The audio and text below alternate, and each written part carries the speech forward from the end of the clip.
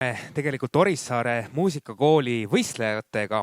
Kutsume lavale Arabella Peedu. Arabella mängib teile samuti rahvakannelt ja tuleb Orissaare muusikakoolist ja tema õpetajaks on samuti Õie Pärtel. Palun.